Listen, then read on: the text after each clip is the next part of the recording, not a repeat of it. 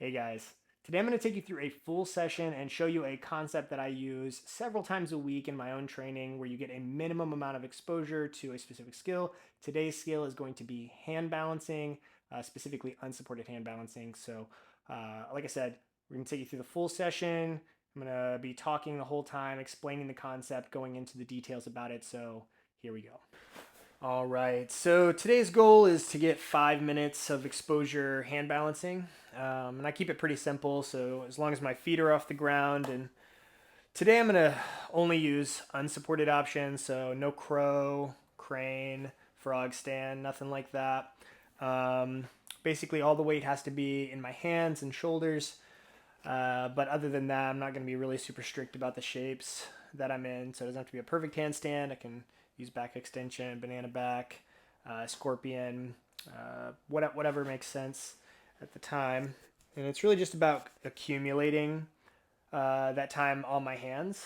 And then over time, if you're accumulating a certain amount of time doing any specific skill, the the level at which you're able to do it, for how long, all of that stuff will increase. So this is a really cool kind of training format that I use several times a week. And I'll just have a kind of a minimum amount of exposure that I want to get to a specific skill or with a specific ability. And I will do that in as many reps or attempts as it takes me to get to it. And then over time, takes fewer, the reps look better.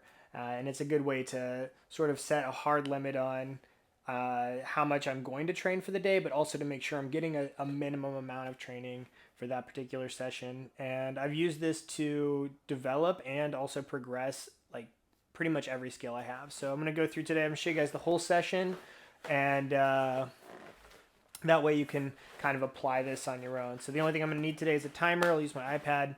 And then the mats are not the easiest to balance on because the give kind of makes the balance a little bit more tricky. And then it also, just for longer handstand holds, longer hand balancing, it puts a little extra pressure on certain parts of your hand and wrist just because uh, there's give. So today I'm gonna use a very high tech piece of equipment. I'm just gonna get this piece of wood. This is an old balance board that I made several years ago, but it's just a flat, hard surface, and I use this sometimes when I'm feeling lazy and I don't want to pull all the mats up.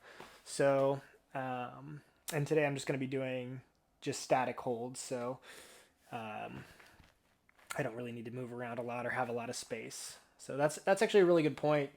Something to point out, anyways, is that for a lot of training, you really don't need a lot of space. A lot of times people see that I've got this, at least a, kind of modest home gym, and think, well, if I don't have that, then I can't get started. I got to kind of wait until I can get at least, a little home setup. But really, you don't need any extra space. Like, you don't really need more than just the space of your body. And I've done tons of sessions in hotel rooms, in airports, and in just the space of a yoga mat. So don't let that be a barrier. And you may notice that I'm how I'm dressed. I was running around all morning, and I didn't want to take the time to get changed into gym clothes and then change back out of them, because this isn't going to be like a super crazy hard workout where I'm going to be pouring sweat. It's not like I need some sort of special clothes. And in fact, I like to train in kind of just what I'm wearing in the day throughout the day most of the time, anyways, because I do a lot of training throughout the day. So inevitably, it's going to happen. Like always, I'm going to start off with some static holds at some lower intensity. So I'm going to do a little plank. I'm only going to turn the timer on for the plank just because I've only got so much time for this session. So I want to make sure that I'm not going over the time. At this point, I can hold a plank for basically as long as I want to. And it's not too straining or stressful. But yeah, this is how I warm up and assess beforehand. And it's not like I need a extensive warm up to do any hand balancing. I pop up into handstands first thing in the morning all the time. But more than anything, it's just kind of giving me an opportunity to assess like how do my hands and wrists feel, because even though I had it in my head today, I'm going to get 5 minutes of exposure with my feet off the floor.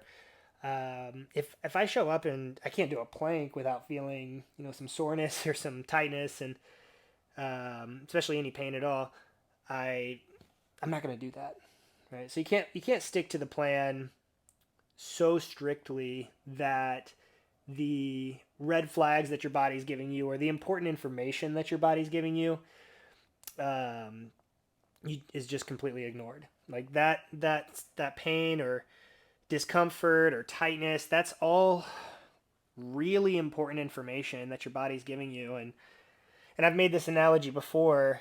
This is how I like to think about it, but a program or a plan, that's like a roadmap.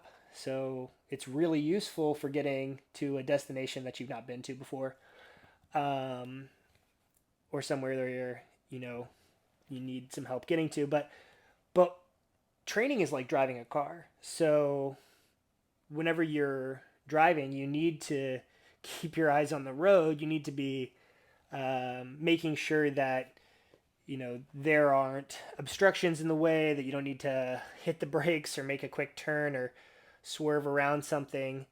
And if you're following a program or a plan so strictly that you're completely ignoring all of the stuff in front of you, all that information from your body, it's like uh, it's like watching the GPS instead of out the window, right? Like the turns you take might be calculated down to the every down to the foot, but if there's somebody walking in front of your car, if there's another car there, that's not going to matter, right? It's you're not going to get to your destination.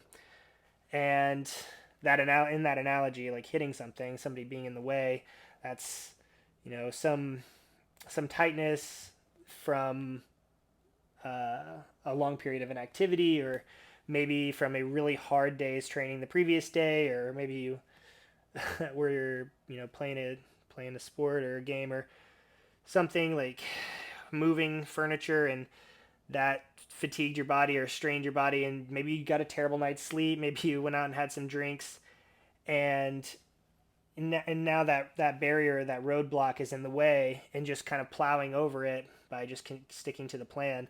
That's how people get injured, and that's how you set yourself up for setbacks that can really derail your training. So I just made a habit to check in every morning or afternoon, whenever I get around to it. But before I do my hard, strenuous training or anything super high intensity, because I want to look out the windshield, right? I want to look out the window and see what's out there before I drive off. So whatever you're doing, if it's high intensity, just check in with your body with a low intensity option, and see. And if you're getting red flags from that, like you can be pretty confident that it's not going to go excellent under higher intensity, right? It's just common sense. And again, as always, I don't hold a perfect plank, a perfectly strict plank, because it's no fun. And there's just a lot of really beneficial things that you can get from this position if you're just a little bit creative about how you think about it. All right. So we're going to go to 5 minutes, and then we'll go ahead and get started. Don't want to spend too long in the plank, just because, again, I'm on a little bit of a time constraint here. So we got our 5 minutes of planking in, and now we can get to work. So again, the constraints for this task, so the rules of the game that I'm creating for myself for today's session: feet have to be off the floor for it to count.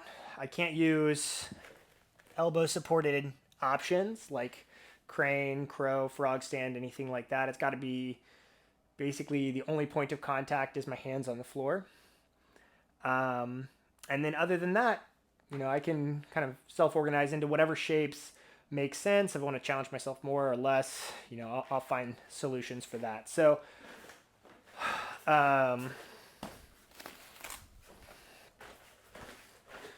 between attempts, because, this is going to be 5 minutes, I'm not going to be able to hold a 5-minute handstand the entire time. I'm going to do it in, multiple attempts. So I'll give myself some time to recover, but during that time, I like to spend that on all fours. So I'm accumulating more exposure to the low intensity stuff. It's a great time to fit it in and get some stretching in. And so I'm using that time between attempts productively as well. And again, it's about making the most of a small amount of time, because really these sessions are not the bulk of my training. At one time, maybe they were, but the more that I've integrated these skills into my daily life, the less I need to set aside time for them. And that's really that's one of the main goals with my training philosophy, is to allocate as much work to the daily stuff, the stuff that you're already doing, so that you don't have to set aside as much time. Because I don't think that your life should have to revolve around training to see results. If you want to train all day, that's great. Like, if you enjoy it, but you shouldn't have to see results. Or another way to think about it is that you are training all day, right? And that's kind of one of my training philosophies or living philosophies is that, living and training are kind of the same thing. If you're sitting down all day, you're just training to get good at sitting. But yeah, I've found ways to get most of it in throughout the day. So I'm just occasionally just need to break away and get a little extra work on the areas that are a little harder to integrate. So at this point, holding 5 minutes of handstand, although I have on plenty of occasions, been able to fit that in throughout the day. If I can't, that's what sessions are for. They're to kind of catch all the stuff that's not integrated. So, okay, I'm gonna hit the start timer. I'm gonna pop up as soon as I can, and then whenever my feet come back down, that's gonna be or I'll go ahead and hit stop, and then I'll just let this accumulate up to 5 minutes. I'll let it go a little past that too, to kind of account for maybe like my feet touching and then having to hit the button real quick. But we'll get pretty close, and 5 minutes doesn't have to be like, it's not like some magic number. So we're just trying to get as close to that as possible, or a minimum. So here we go. Oh, and I'm starting with 3 pounds on each side, on each leg. So I'll start with the heavier stuff because I've built up to this. If you're just getting your handstand down, like don't start with adding weight. That's not a good idea. Only like whenever you're like really super comfortable with hand balancing, do you want to start to add additional weight, because you got to think like you're already putting 100% of your body weight on an area that doesn't get it. So anyways, enough of that spiel. Let's get into the work. Okay. Yeah.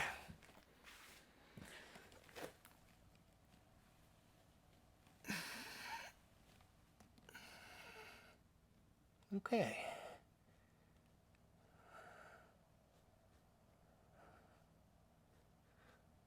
Another little added benefit of the weights is that it gets a really nice stretch on your hips while you're up here.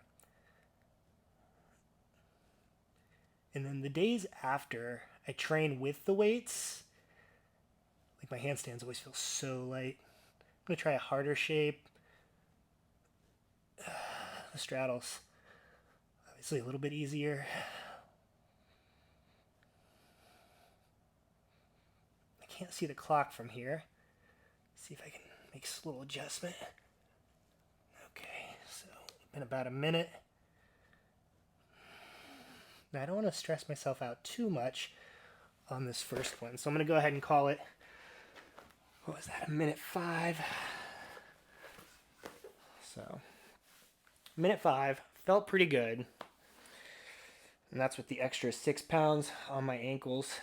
And it's really nice, just kind of a mechanical advantage with hand balancing with the ankle weights on, because you don't need a lot of weight.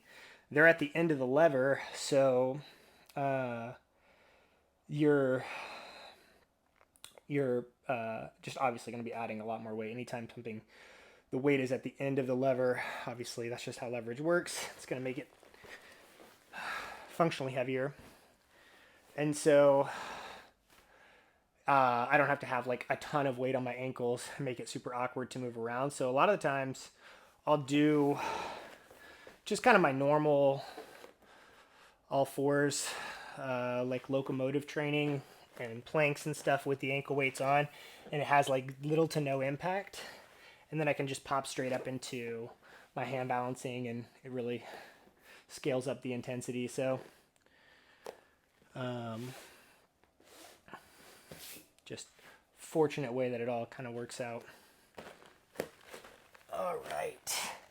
So yeah, between attempts, I do want to spend most of the time on my hands. I just don't want to keep them loaded like super duper heavy. So that's, again, one of the main benefits of being on all fours for your training, and one of the benefits of just spending more time on all fours is that it is such an incredible position for switching where the weight is, either in your lower body or upper body. Like right now, like I can take it all the way down to 0 in my hands, or all the way up, obviously, to 100%. And it's just a very small shift in weight. It's rare for there to be any other like exercises or body configurations that allow for such an easy redistribution of weight. That's why one of the things that I think makes it such a powerful training tool, and that I recommend it for most people who are looking to increase their mobility or looking to build up to hand balancing, because it's just such a great way to control the intensity for exercises on both ends. Okay, now I don't know if I'll keep the weights on for all attempts. I like to have the option to take those off if things start to feel a little bit too heavy. So we're at a minute 5 right now, and I'm gonna go ahead and get a second attempt in. I imagine that they'll get a little bit shorter each time, but we'll see how it all plays out. Whoops. How did I do that? There we go. And here we go.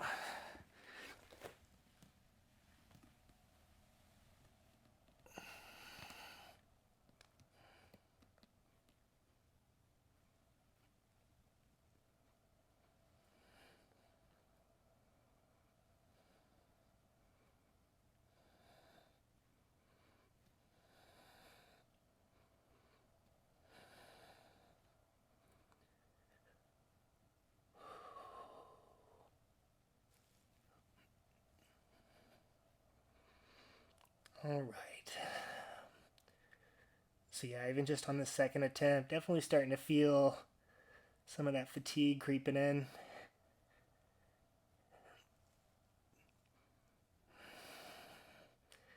Give it another 5 seconds or so. And okay. So we got about 2 minutes in, a little over.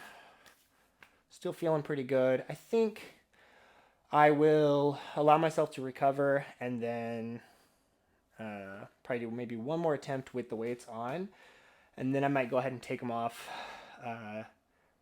in the second half to finish accumulating the rest of the time. And again, this is where like choosing your intensities ahead of time, that's crazy. Like, can't imagine saying like thinking that I understand my capabilities on a day-to-day basis to the level where I could say, the first 3 are going to be weighted and the last 3 aren't. or however many attempts it takes me, to know how many attempts it should take me, and to force myself into those constraints. Like, it just doesn't make any sense. It doesn't make any sense to plan out everything to the letter, because you're just basically just choosing to ignore all sorts of variables to simplify it down to that. So I think that it's really just kind of an irresponsible way to train. It's just a way to say, like, I can't be bothered to think about this or to learn how to think about this, and so I need it to all be scripted out for me. And I think that even people who write everything down, that journal every rep, you know, if they're seeing results, it's probably because they are making adjustments. It's definitely because they're making adjustments. And if they're seeing results without making adjustments on their own, on a session-to-session basis, then you know, it's inevitable that they're going to get injured eventually. And obviously, you know, injuries aren't something that anyone can completely rule out, but being flexible with your training, it makes it so much easier. And just having trained for like the last, you know, 10, 15 years on and off in various different ways, I've been trying so many different training styles. I've found that there's not a single one that you can follow to the letter. Everything requires kind of a sensitive approach, sensitive touch. And again, if you can't be bothered to do that, then you're probably going to be riddled with injuries and setbacks throughout your whole training career. So something you want to just get in the habit of early on, and then just apply it to anything. Like, I feel like any training method can work as long as you're approaching it in a sensitive way, as in like in a critical thinking, intelligent way, where, you know, you're making the solution fit the problem instead of coming into it with the solution. Anyways, here we go. We're just over 2 minutes now. We'll see how long this one can go. I don't expect this to go for over a minute, just based on how that last one felt, but I'm feeling pretty recovered, so we'll go ahead and pop up. I'm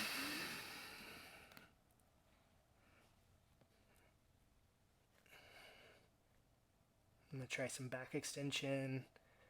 Something I've been trying to kind of fit in more, incorporate more into my training, is some back extension.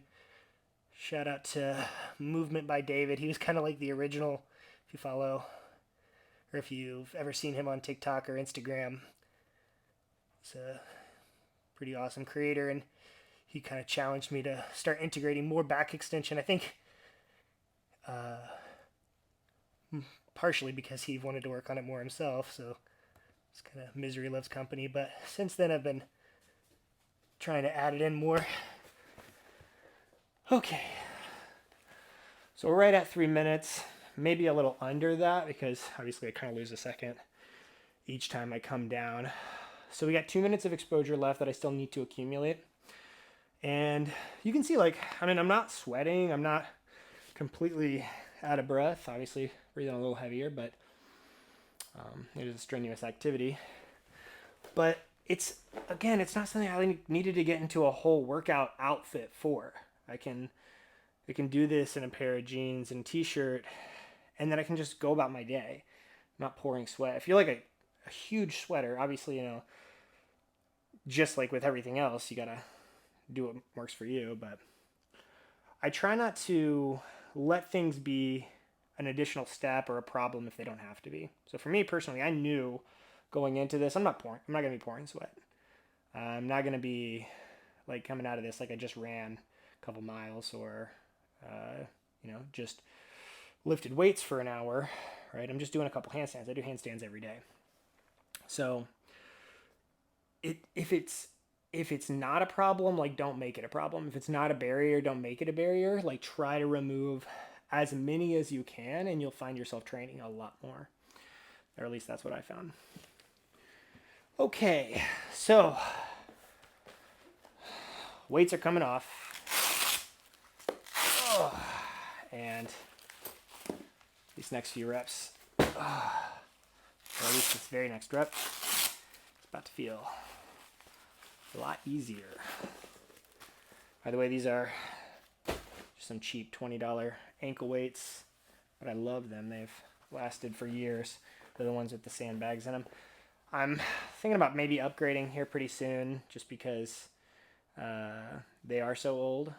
So if you have any recommendations for ankle weights or maybe other types of weighted equipment to complement kind of what I'm doing here, feel free to drop some recommendations in the comments. But I'm the kind of person where I'm gonna find a solution either way. So if I have to strap some dumbbells to my feet, then I'll do it to make it happen. Okay, I really not sure how long I maybe should have been timing out my recoveries just to make sure not letting those go for too long, but I guess I have a clock, so I'm gonna try to wrap this all up by 3. It's 2:51 right now, and I have just 2 minutes of exposure left.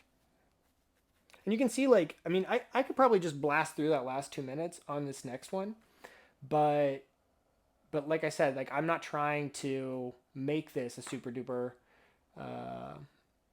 like super challenging session. This isn't supposed to be like a total burnout. This is supposed to be, I got 5 minutes of exposure on my hands today. If I got 5 minutes of exposure balancing on my hands today, the balance work that I do on my hands tomorrow is going to be better because of it. So just like if you walked for 10 minutes today, it would make that 15-minute, or I guess 10 minutes of walking is like nothing. But if you ran for 10 minutes today, the next time you run, 15 minutes is going to be more accessible, right? So it's just about growing and maintaining and just making it a habit, just increasing the amount of time spent doing the skill to make it more normalized. It's a very, very simple concept. Okay. So here we go. I imagine this will probably take 2 more attempts, and we'll go ahead and knock out, I think this is number 4 now. So here we go. Wow, instantly my feet feel weightless. That kind of threw me off a little bit. Oh. Yeah. That's why you don't see kickboxers and martial artists using ankle weights and when they're training their kicks and stuff, is because you'll get so used to that heavier weight that when you go to use something, it will make you move a little faster, but your timing and control will be so off.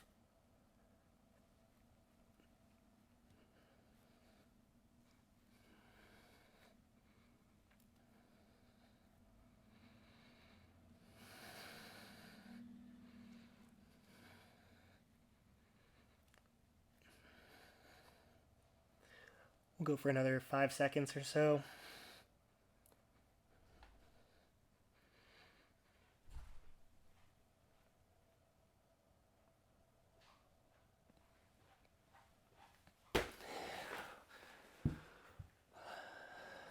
All right. So we got about a minute left, or just under a minute. I'll go ahead and take a little bit of time to recover. And for recovery, generally what I'm looking for is I don't want to be breathing heavy. I don't want my heart to be racing. And I don't want to feel localized fatigue. So I don't want to feel like super fatigued in the areas that I'm using for the skill or ability or drill that I'm working on. So I'm working on getting my breath rate down so that I can get my heart rate down. So if you're ever trying to lower your heart rate in a hurry, slow your breathing. I'm talking right now, so that's kind of that's interrupting my breaths. So I've already just like shut up right now and just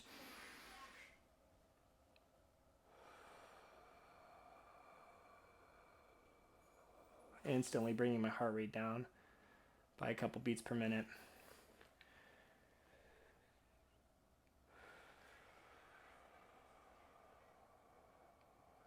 It's a really, really, really great skill to learn, is the ability to drop your heart rate quickly. And it really just comes down to slowing your breathing. When you slow your breathing down, it will slow your heart rate, and that will lower your oxygen requirements. It'll be easier to take that next breath a little slower. So just work on like trying to like catch a hold of your breath first, just kind of become aware of it whenever you're breathing really fast, and then try to get like 2 seconds in, 2 seconds out, and then build to like 3 seconds in, 3 seconds out, especially on the exhales, starting to extend those out. And like that's another big part of it, is like we're not just trying to take in fresh air, we're trying to get like all that CO2 out as well. Just making sure you're taking big, full, even breaths. And if you watch on like a pulse oximeter or like a heart rate monitor of some kind, then you can watch your heart rate drop by like 10, 15, 20 beats per minute in a matter of seconds. And then you'll just feel a lot better. That's something that I had to learn specifically with jiu-jitsu, because I would be out of breath in just a matter of seconds, because I would either be holding my breath, or it'd be shallow breathing, or it'd be like hyperventilating, or a combination of those things, like all at the wrong time. And whenever I learned how to slow my heart rate down, then I was able to roll or spar for much longer. Like I went from being able to spar for like 3 to 5 minutes and then just feeling like I was going to throw up, to being able to go for like an hour and then still feel good afterwards. And so breathing and your heart rate have obviously a huge impact on your performance while training and how it feels while training. But it's something that I think a lot of people kind of gloss over, because they are things that happen naturally, but they're things that you can control just with a little bit of know-how and a little bit of practice. So let's go ahead and knock out this last portion here, or at least attempt to, right? If something were to happen like mid-handstand and something starts to hurt, I'm going to come out of it even if, I've got 10 seconds left. I'm not going to push through anything. And again, it comes down to being sensitive with your training. Like the plan is to get this done in one more, and most likely I will. But if for some reason I get some information from my body to stop, I'll stop. And there's no penalties for that. So there's no reason not to. All right, here we go. Ugh.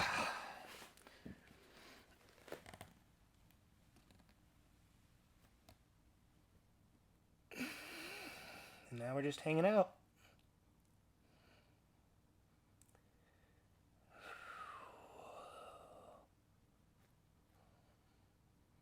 I'm going to keep my elbows a little bent here, and that actually helps to take a little bit of pressure off the hands and wrists. It helps to load the triceps a little bit more.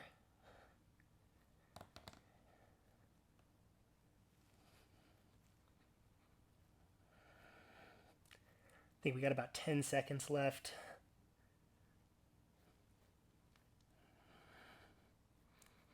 We'll let it run for a couple extra seconds too, just to kind of account for me touching the start and stop buttons. And then